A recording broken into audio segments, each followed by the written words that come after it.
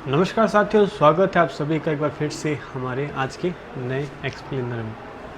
दोस्तों, युद्ध के हालात अभी तक चल रहे हैं। ये बला है जो सर से हम सभी के टली नहीं हैं। अमेरिका और ईरान का युद्ध अभी भी चल रहा है। यहाँ पर हम लोग ऐसा सोचते हैं कि कुछ नहीं हो रहा है, लेकिन ऐसा कुछ नहीं है। युद्ध है जो अभी भी हो ही रहा है। वो आसमानी युद्ध अभी ना सही, लेकिन वो लोग समुद्री युद्ध तो वहाँ पर वैसे भी लड़ ही रहे हैं। अमेरिका ईरान को अपनी शर्तों पर मनवाना चाहता है और ईरान है जो अमेरिका की शर्त नहीं स्वीकार रहा और डोनाल्ड ट्रंप उधर वहाँ नहीं मान रहे। तो इन सब खींचतान की वजह से जो दुनिया की अर्थव्यवस्था, हर देशों की, अपने देश की बात नहीं, इसका प्रभाव कहीं ना कहीं हर देशों की अर्थव्यवस्था पर ज़रूर पड़ रहा है। और जो लोग फाइनेंशियली वीक हैं उन देशों की इकोनॉमिक्स पर ये काफ़ी ज़्यादा प्रेशर डाल रहा है। और अभी 2-3 दिन पहले प्रधानमंत्री नरेंद्र मोदी जी ने हम सभी से कहा था कि जहाँ तक आवश्यक हो आप कोशिश ये रखो कि सोने की खरीद 1 साल तक बिल्कुल ही बंद कर दो। अब कुछ लोग इस बातों का विरोध भी कर रहे हैं कि हम भाई खरीद क्यों कर रहे हैं। वैसे मोदी जी ने बोला नहीं था, वे तब भी कौन सा इतनी खरीदारी हम दबा के लोग कर रहे थे। तो देखो, इसके पीछे का कारण ये है कि जो हम लोग गोल्ड हमारे यहाँ तो प्रोड्यूस होता है नहीं, हमें क्या है बाहर से मंगवाना पड़ता है। तो हम बाहर से मंगवाते हैं तो हमें क्या है, जैसे हम अमेरिका से मंगवा रहे हैं तो हमें डॉलर में उनको पेमेंट करना पड़ेगा, सीधी सी बात है। तो इससे क्या है, हमारा जो फॉरेन रिजर्व है वो नीचे आ रहा है, और फॉरेन रिजर्व नीचे आ रहा है, इससे हमारा जो रुपए की वैल्यू है ग्लोबल मार्केट के अंदर डाउन हो रही है। तो इन सब चीज़ों को देखते हुए प्रधानमंत्री ने हम सभी से गुजारिश की कि आप लोग ये ख़रीदारी है जो 1 साल के लिए कोशिश करो कि पोस्टपोन कर दो जहाँ तक आवश्यक ना हो। और वैसे देखो, ये छोटी मोटी शादियों इतना प्रभाव नहीं होता, लेकिन जो बड़े ट्रेडर्स होते हैं वो लोग क्या करते हैं, बड़ी भारी मात्रा में क्या ख़रीदारी कर लेते हैं, जिसकी वजह से क्या है, गोल्ड की प्राइस है जो इंटरनेशनल मार्केट में बूम कर जाते हैं। अब जैसे मान लो आज कोई पैसे वाला व्यक्ति है, उसके पास में 10,000 करोड़ रुपये बिना फालतू पड़ा है, तो क्या करेगा, गोल्ड में इन्वेस्ट कर देगा सीधा ही। तो इतनी बड़ी अमाउंट एक साथ में इन्वेस्ट होती है, तब क्या है, प्राइस तो बढ़नी ही है। अब जिसके पास है इतनी बड़ी मात्रा में अमाउंट, वो तो देखो करेगा ही करेगा, उसको कौन रोक सकता है। और वैसे हमारी भी जो डिमांड है ये भी इस चीज़ों पर फ़र्क डालती है। तो बस कारण यही था।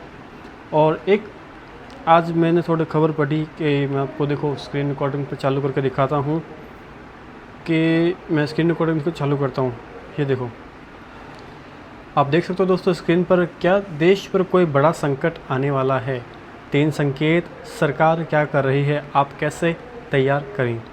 और यहाँ पर एक इमेज है, इमेज में आप देख लो, हैसियत से ज़्यादा खर्च क्यों रोक रहे एक्सपर्ट। तो मैं नीचे इसके थोड़ी लाइन वगैरह लिख रखी है, मैं वो पढ़ के आपको बताता हूँ। देखो, बैंकर उदय कोटक ने मंगलवार को चेतावनी दी, बड़ा झटका आने ही वाला है, मुश्किल वक्त के लिए तैयार रहें। इससे 2 दिन पहले पीएम नरेंद्र मोदी ने भी कहा था कि 1 साल तक सोना न खरीदें और पेट्रोल डीजल कम खर्च करें।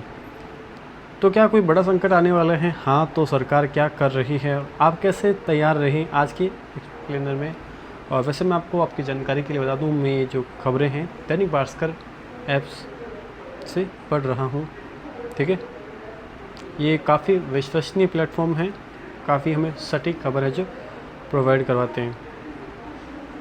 तो सवाल पहला यहाँ पर लिखा है कि संकट के संकेत क्या हैं। जवाब, प्रधानमंत्री जी की 7 अप्रैल 10 मई को तेलंगाना के सिकंदराबाद की रैली में कहा, कोरोना सदी का सबसे बड़ा संकट था, तो अमेरिका ईरान जंग से बने हालात इस 10 दशक के बड़े संकटों में से एक हैं। इससे निपटने के लिए देशवासियों से 7 अप्रैल की कुछ देर बाद ही बीजेपी ने नेशनल प्लेटफॉर्म पर ये पोस्टर भी जारी कर दिए। तो यहाँ पर आप इस पिक्चर्स में देख सकते हो कि 7 अपीलें हैं जो मोदी जी ने हमसे कौन कौन सी की। खाने के तेल उपयोग में कटौती करें, पहली ये। दूसरी, पेट्रोल और डीजल की खपत कम करें। मेट्रो, सार्वजनिक परिवहन का उपयोग करें, क्योंकि ये ज़्यादातर अब रेलवे इलेक्ट्रिक ही है अब सारा। और 1 वर्ष के लिए सोना है जो खरीदने से बचें। ये तीसरी और चौथी, रासायनिक उर्वरकों पर निर्भरता कम करें और प्राकृतिक खेती की ओर बढ़ें, गोबर खेती की ओर बढ़े। रासायनिक हम लोग कीटनाशक वगैरह जो भी डालते हैं, पोटेशियम वगैरह, ये रासायनिक चीज़ें ये भी हमें बाहर से ज़्यादा मंगवानी पड़ती है, तो इसीलिए इस पर भी 1, 2, 3, 4 और 5वां था, विदेशी उत्पादों का आयात व उपयोग कम करें और स्वदेशी अपनाएं। ये भी एक बहुत बड़ा फैक्टर है, क्योंकि हम लोग क्या है, कोई विदेशी प्रोडक्ट ख़रीदते हैं तो उससे पैसा जो है सीधा बाहर ही जाता है, अपनी यहाँ की जो कंपनियाँ वो बूस्ट नहीं हो पाती हैं। और 1 वर्ष के लिए विदेशी यात्रा से बचे। ये और जहाँ तक संभव हो, इसके अगला है, जहाँ तक संभव हो वर्क फ्रॉम होम को प्राथमिकता दे।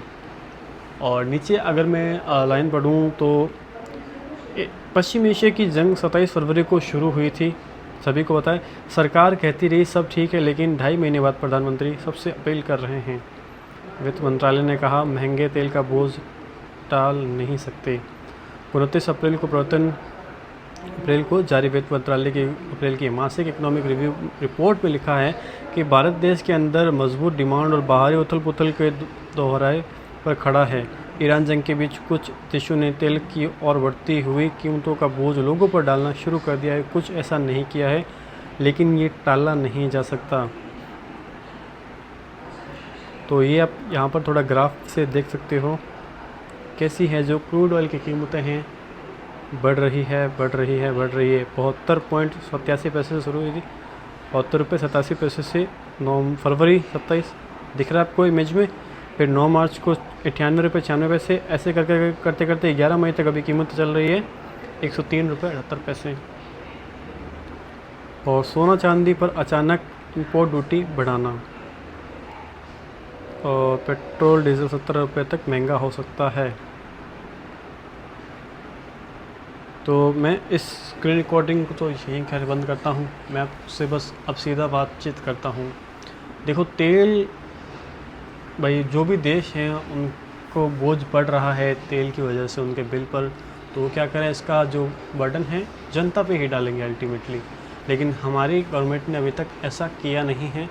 हमें वही तेल के रेट है जो मिल रहे हैं, हालांकि ख़रीद रेट है जो काफ़ी इजाफा कर चुकी है। और देखो एक बात ये और है सोचने वाली कि हमारे जो जहाज़ है कितने बड़े बड़े, आपने खबर सुनी होगी कि जहाज़ के टैंकर हैं ईरानी हमले में टूट गए, फूट गए। तो आज एक जहाज़ बनाते हैं तो उसमें कितने रुपए लगते हैं, कितना बड़ा जहाज़ होता है, उसमें कितनी तेल डालने की उसके अंदर क्षमता होती है। लेकिन वो हमले के अंदर जहाज़ों का नुकसान हो चुका है, सभी को पता है, 2 या 3 से ज़्यादा ही हुआ होगा। मुझे एग्जैक्ट संख्या नहीं मालूम है, 2 की तो मैंने सुनी थी कि ईरानी हमले में जहाज़ है जो नष्ट हो गए। तो ये सब हमारे साधन एक तरह के ये हमारे ख़त्म हो रहे हैं, और ऊपर से तेल की कीमतों का बढ़ता हुआ प्रेशर और डाल आ रहा है। तो अब सरकार के हाथ में भाई बहुत अभी तक खींचते कि नहीं करें, नहीं बढ़ाएं। अब हालात है जो काबू से बाहर हो रहे हैं, तो क्या करेंगे, फिर डालना ही पड़ेगा जनता के ऊपर, चाहे कुछ भी बढ़ाओ। और अभी एक्सप्लेनर में हमने देखा नीचे साफ क्लियर लिखा होता कि 70 रुपये तक बढ़ सकते हैं। तो खैर हमने आज जो भी चर्चा की युद्ध से रिलेटेड ही थी, और ये में जो मैंने पढ़ा है इसमें एक क्लियर मैसेज था कि आप लोग आगे परिस्थिति है जो गड़बड़ आ सकती है, तो ऐसी परिस्थितियों से कैसे निपटा जाए, आप पहले से ही इसकी तैयारी करके रखो। और सीधी सी बात यह है कि आप अपने पास में ये एक बार गोल्ड में पैसा डालना बंद करो, कैश रिज़र्व है जो ज़्यादा रखो, ताकि आगे जो हालात जो भी बनेंगे उससे निपटा जा सके। क्योंकि ईरान और अमेरिका का युद्ध है जो अभी भी ठंडा नहीं पड़ा है, ये उल्टा और बढ़ने की कगार पर है। और एक खबर और मैंने पढ़ी थी कि साउथ कोरिया ने अपने प्रावधान डाल लिया है। खैर मैं इसकी साउथ कोरिया परमाणु प्रावधान की चर्चा में कभी किसी और एक्सप्लेन में कर दूंगा अपनी वीडियो में। तो बस अपना आज का वीडियो ही काफ़ी लॉन्ग हो रहा है दोस्तों। बस आज के हमारे इस वीडियो में इतना ही, मिलता हूँ आपसे नेक्स्ट वीडियो में, तब तक के लिए जय हिंद सभी को, जय हिंद सभी को। ठीक है दोस्तों।